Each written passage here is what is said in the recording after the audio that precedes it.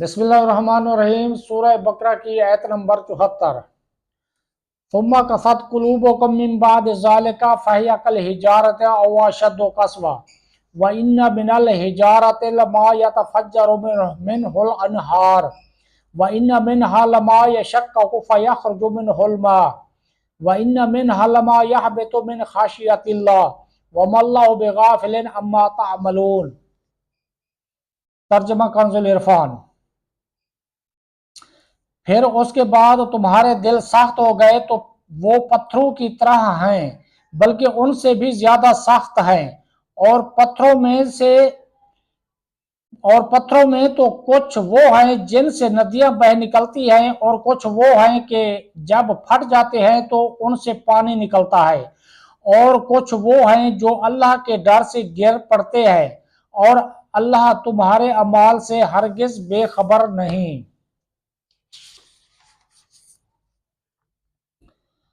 ثم قست قلوبکم، پھر تمہارے دل سخت ہو گئے۔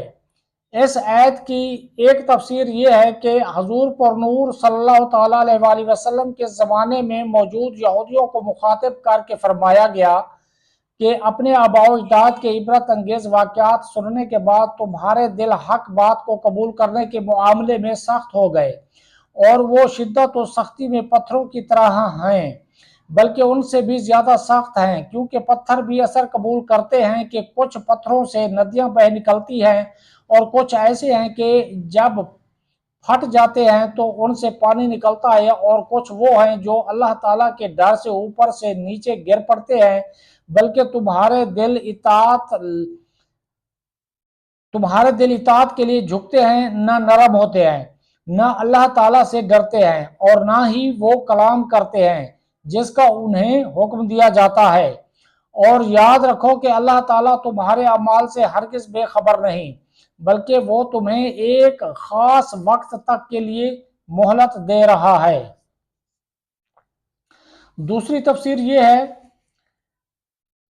کہ اس آیت میں بنی اسرائیل کے وہ لوگ مراد ہیں جو حضرت موسیٰ علیہ السلام کے زمانے میں موجود تھے۔ ان کے بارے میں فرمایا گیا کہ بڑی بڑی نشانیاں اور حضرت موسیٰ علیہ السلام کے معجزات دیکھ کر بھی انہوں نے عبرت حاصل نہ کی، ان کے دل پتھروں کی طرح ہو گئے بلکہ ان سے بھی زیادہ سخت، کیونکہ پتھر بھی اثر قبول کرتے ہیں کہ ان میں سے کسی سے ندیاں بہہ نکلتی ہیں، اور کوئی پتھر پھٹ جاتا ہے تو اس سے پانی بہتا ہے، اور کوئی خوف الہی سے گر جاتا ہے جیسے اللہ تعالیٰ کو منظور ہوتا ہے۔ لیکن انسان جسے بے پناہ ادراک و شعور دیا گیا ہے، حواس قوی ہے، عمل کامل ہے، عقل کامل ہے، دلائل ظاہر ہیں، عبرت و نصیحت کے مواقع موجود ہیں، لیکن پھر بھی اللہ تعالیٰ کی اطاعت و بندگی کی طرف نہیں آتا۔ دل کی سختی کا انجام۔ اس سے معلوم ہوا کہ دل کی سختی بہت خطرناک چیز ہے۔